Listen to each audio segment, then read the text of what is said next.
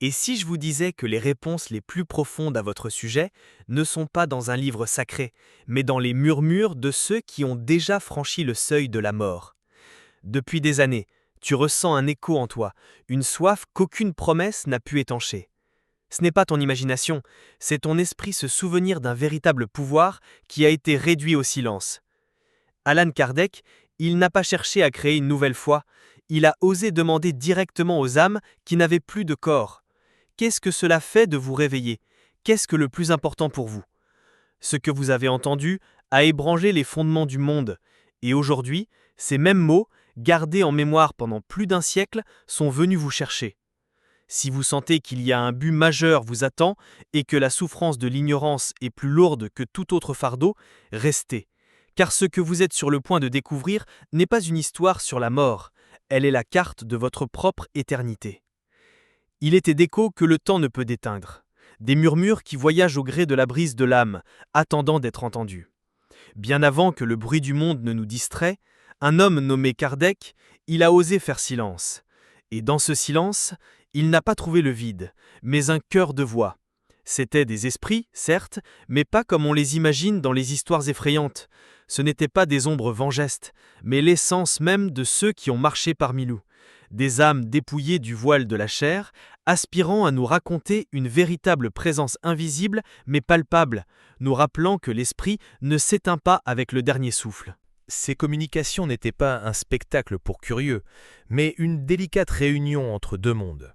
Une invitation à se souvenir de ce que notre conscience sait, vous le savez déjà, mais vous l'avez oublié au cours de votre vie, atténuant ainsi la souffrance de séparation et d'ignorance.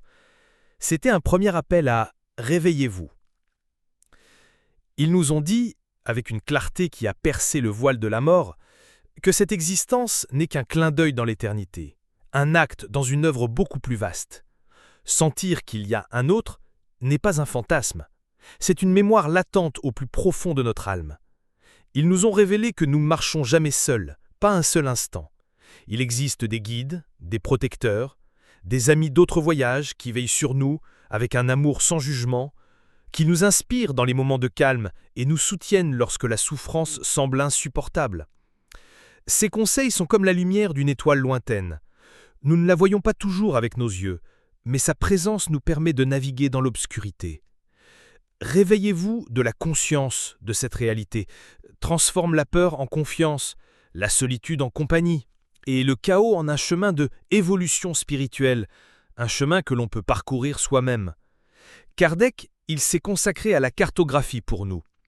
Imaginez le Kardec non pas comme un simple codeur, mais comme un jardinier patient. Chaque message reçu était une graine. Pendant des années, il les a plantés dans le terreau fertile de la raison et de la sensibilité, les arrosant de questions, de logique, un profond besoin de vrai.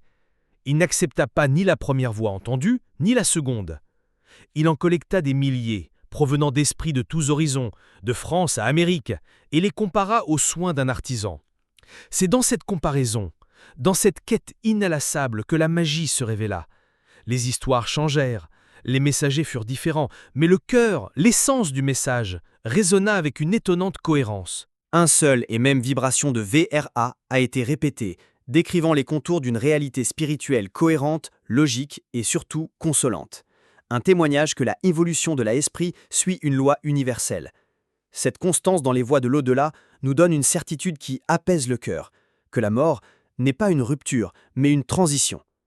Réunion avec ceux que nous aimons n'est pas un vain espoir, c'est une promesse inscrite dans la nature même du Alma.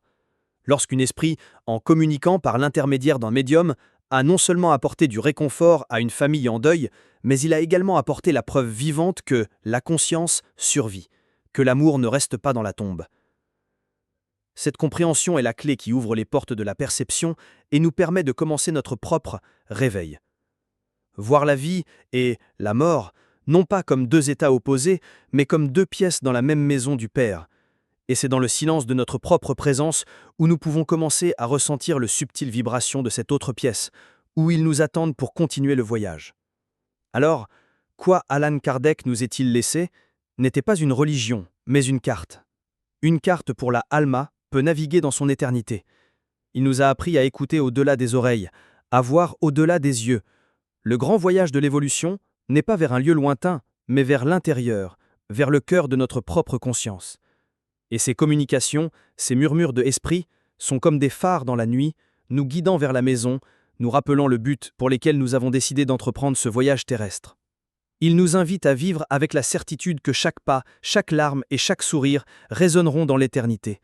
Mais ce guide ne s'arrête pas à la survie de Alma, plonge dans le moteur même qui anime notre journée, la force invisible de nos pensées et la... Les esprits, avec une insistance qui provenait de leur propre expérience, nous ont révélé une vérité si subtile que nous l'ignorons souvent. Nos pensées sont des forces vives. Elles ne sont pas des nuages passagers dans le ciel de notre esprit, mais des graines que nous semons à chaque instant dans le jardin de notre âme. Imaginez que chaque pensée est un pinceau, et que, avec lui, vous peignez le paysage que votre esprit habitera demain. Les esprits l'ont décrit ainsi. Sur le plan spirituel, il n'y a ni masque ni déguisement. Ce qui émane de notre conscience crée une atmosphère autour de nous, une vibration qui nous définit. Une pensée d'amour peut illuminer un coin sombre, tandis qu'une pensée de ressentiment tisse une ombre dense. C'est la première grande étape de évolution. Comprendre que nous sommes les architectes silencieux de notre propre réalité, bien avant que la mort nous invite à habiter la maison que nous avons construite avec l'énergie de notre esprit. Ils nous ont aussi dit que, derrière le voile, la balance ne pèse pas les actes, mais les intentions qui les animent. Dans ce monde, nous avons pris l'habitude de valoriser les apparences, les gestes magnifiques, les paroles éloquentes. Mais au niveau de esprit, l'intention est la racine, et l'action n'est que la fleur. Un verre d'eau offert avec amour pur vaut plus qu'une fortune donnée par vanité. Ce qui se cache dans le silence de notre cœur est ce qui résonne le plus fortement après la mort. C'est un réveille-vous à l'honnêteté la plus radicale, où le conscience se retrouve face à elle-même, sans les artifices de l'ego. La vraie but, il ne s'agit pas de paraître bon, mais d'être bon du plus profond de l'âme. Alme, dans ce lieu secret, où personne d'autre que nous et Dieu ne peut voir. C'est un réunion avec notre propre pureté oubliée. Le moment de transition, cet appel, la mort, a été décrit par eux comme une grande révélation. C'est comme si nous avions marché toute notre vie dans une vallée couverte de brouillard, et soudain, le soleil du vrai dissipe toute brume. Ce qui était caché ici devient évident là-bas. Intention secrète, gentillesse anonyme, rancune cachée, tout se manifeste comme un paysage visible que l'Alma contemple. Il n'y a pas de juge extérieur avec un livre de comptes. Le juge est la personne elle-même, sa conscience qui, une fois libérée, voit tout. Ce processus ne vise pas la punition, mais l'apprentissage, la compréhension profonde qui anime l'évolution. C'est un moment de sincérité bouleversante qui peut parfois générer souffrance, mais toujours orienté vers la croissance et la purification de l'esprit, comme Kardec nous a aidés à comprendre. Par conséquent, le véritable destin d'une Alma n'est pas défini par vos titres, vos possessions ou les vertus dont vous avez fait preuve sur Terre. Vous êtes défini par votre qualité intérieure, votre état vibratoire. Nous sommes comme des instruments de musique, et notre vibration, c'est la note que nous émettons dans la symphonie de l'univers. En quittant le corps, l'esprit est attiré, par une loi d'affinité naturelle, par d'autres esprits qui vibrent à la même fréquence. Ce n'est pas un paradis ou un enfer géographique, mais des états de conscience. La véritable richesse est la lumière que nous avons cultivée intérieurement, la paix que nous avons acquise au milieu de la tempête. C'est le seul héritage que l'esprit emporte avec lui, le seul trésor qui survit à la mort, et cela nous permet une réunion joyeuse avec la lumière. Comprendre cela transforme notre présence dans le monde. Il ne s'agit plus d'accumuler des mérites pour un jugement futur, mais de cultiver un jardin intérieur, ici et maintenant.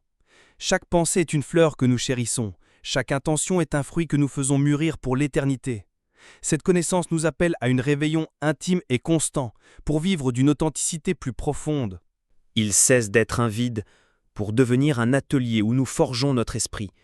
Et si les pensées et les intentions sont le fondement de notre demeure spirituelle, les esprits nous ont indiqué avec encore plus de clarté quel est le matériau le plus noble et le plus résistant pour la construire. Une force qui dissout toute souffrance et élève toute vibration. Amour. Dans le cœur des voix que Kardec a entendues, il y avait une mélodie qui se répétait au-dessus de toutes les autres.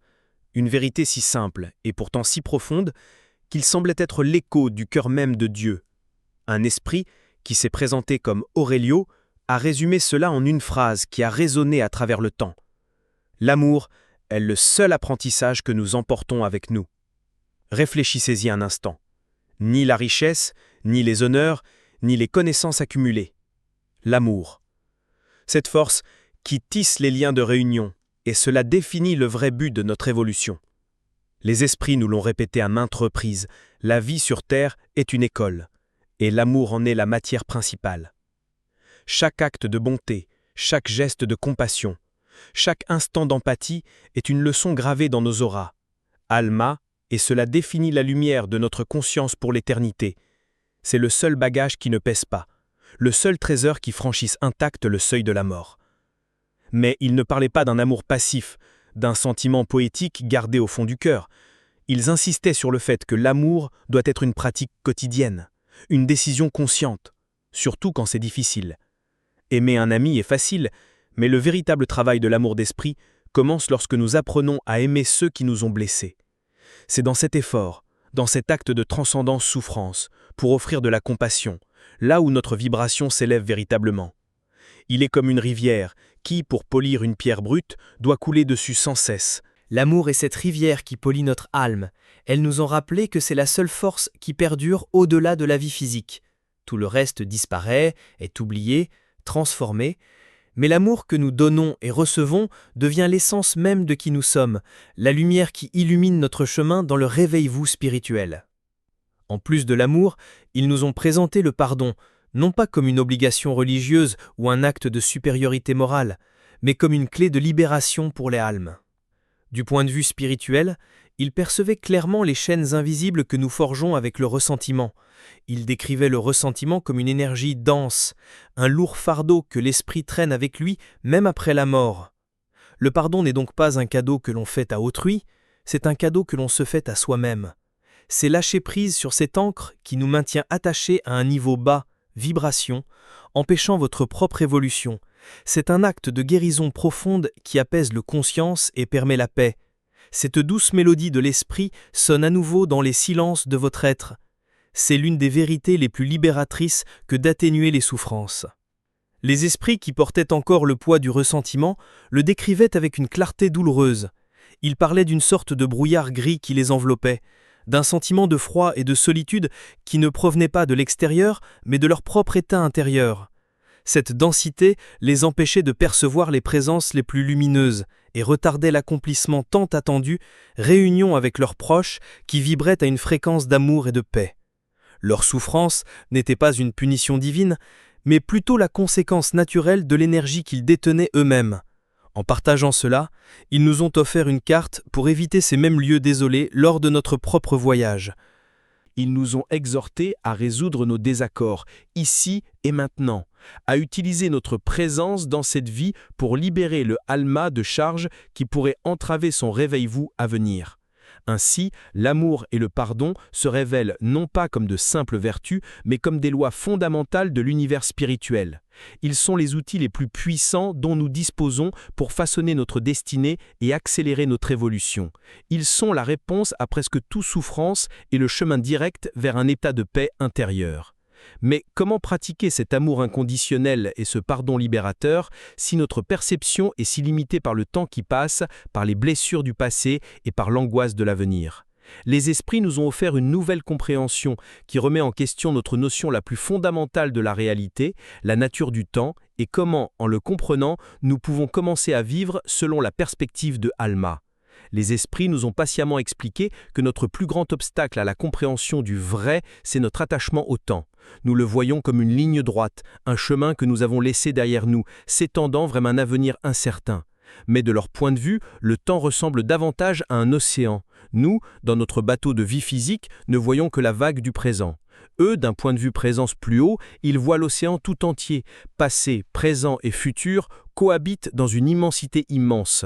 Cet attachement au temps linéaire est à l'origine de bien des souffrances humaines, culpabilité face à un passé que nous ne pouvons pas changer et anxiété face à un avenir que nous ne pouvons pas contrôler. Le réveil-vous de la conscience s'agit de commencer à ressentir, même ici, la nature fluide de l'existence où chaque instant est une porte vers l'éternité et la butte de notre alma se déroule dans un éternel maintenant. Avec cette nouvelle compréhension du temps, l'idée du paradis ou de l'enfer comme lieu physique perd tout son sens. Les esprits ne parlaient pas de royaume géographique atteint après un jugement, ils parlaient d'état vibratoire de l'âme. Et ce qui est le plus révélateur, c'est que ces états ne sont pas exclusifs à la vie après la mort, nous les vivons à chaque instant. Lorsque nous vivons dans le ressentiment, la peur ou l'égoïsme, nous nous connectons à une vibration dense, un enfer intérieur. Lorsque nous cultivons l'amour, la gratitude et la paix dans le silence de notre être, nous créons notre propre paradis. Cela ne nous transporte pas dans un nouvel endroit, cela enlève simplement le voile du corps physique et nous expérimentons alors, dans son intégralité et sans distraction, l'état vibratoire que nous avons cultivé. Il s'agit donc d'un travail de mise au point de notre propre esprit. Le moment même de la mort, loin d'être une fin terrifiante, a été décrite comme une expansion étonnante de la conscience. C'est comme si nous avions observé l'univers à travers le trou d'une serrure toute notre vie, et soudain la porte s'ouvrait en grand. La perception est amplifiée, et l'esprit commence à se souvenir de sa véritable nature immortelle. Dans cet état d'expansion, il n'est pas étonnant que beaucoup perçoivent la présence d'êtres chers décédés auparavant. Ce n'est pas une hallucination, c'est une réunion réelle sur un plan où les barrières de la matière n'existent plus. C'est le premier souffle de liberté de l'âme, le premier instant du grand réveillou à une réalité beaucoup plus vaste. Une vérité que l'œuvre de Kardec a contribué à mettre en lumière la raison humaine.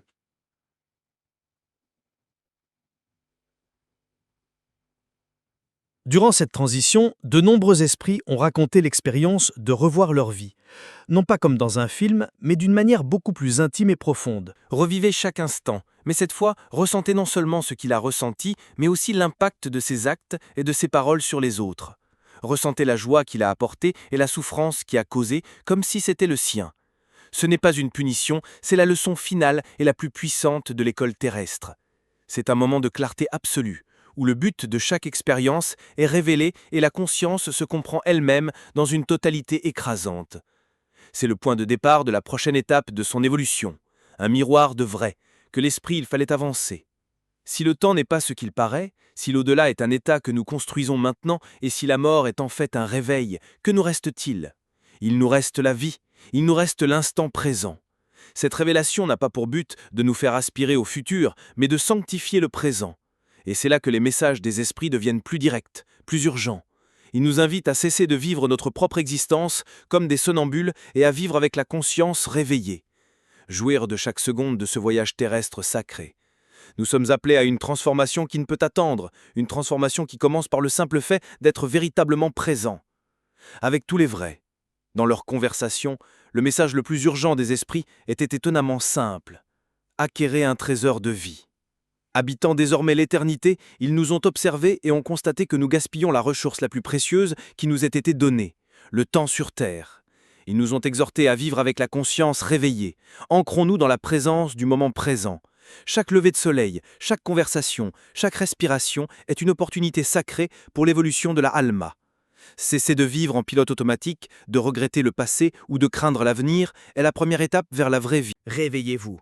Le temps ici est limité, et c'est précisément cette finitude qui en fait un champ d'apprentissage si fertile. La mort, ce n'est pas une tragédie pour ceux qui ont su vivre, mais la graduation naturelle d'un esprit qui a su tirer profit de chaque leçon. Dans cet appel à vivre consciemment, ils nous ont rappelé l'importance de la connaissance de soi et de l'accomplissement de notre mission. Et ici, ils ont démystifié l'idée d'un but formidable. Pour beaucoup, la mission de la vie n'est pas d'écrire des symphonies ou de diriger des nations. Ce peut être la tâche simple mais fondamentale d'être un père patient, une mère aimante, un ami fidèle ou simplement quelqu'un qui, de par sa silence, rayonne de paix. La mission la plus importante que nous partageons tous est celle de notre propre guérison et évolution. Il s'agit de regarder vers l'intérieur, de reconnaître nos ombres et de travailler sur elles avec compassion. C'est une réunion avec notre essence, un engagement pour la croissance de notre propre esprit, une tâche qui exige plus de courage que n'importe quel exploit extérieur et qui nous aligne sur une vibration plus haute. Les messages appelaient constamment à une transformation intérieure. La véritable élévation spirituelle, nous disait-il, ne commence pas par des rituels extérieurs, ni par l'adhésion à des dogmes, mais par la reconnaissance humble et courageuse de nos propres imperfections. C'est à ce moment-là que nous cessons de blâmer le monde pour nos souffrances et nous prenons la responsabilité de notre état intérieur, que le véritable pouvoir de la conscience est activé. L'effort sincère pour devenir une meilleure personne, pour apprivoiser son ego, pour transformer l'impatience en calme et le jugement en compassion, voilà le véritable travail spirituel. C'est un chemin qui se parcourt pas à pas, dans l'intimité de notre alma, loin du regard des autres, comme bien compris et transmis par la pensée de Kardec. Imaginez que votre L'orgueil, l'égoïsme et le ressentiment sont des couches de poussière qui la recouvrent et atténuent sa lumière. L'évolution spirituelle est le travail patient de nettoyage de cette lampe, jour après jour, afin que votre lumière intérieure, l'essence de votre esprit, peut briller plus intensément. Cette lumière non seulement illumine votre propre chemin, mais réchauffe et guide également ceux qui vous entourent, élevant la vibration collective.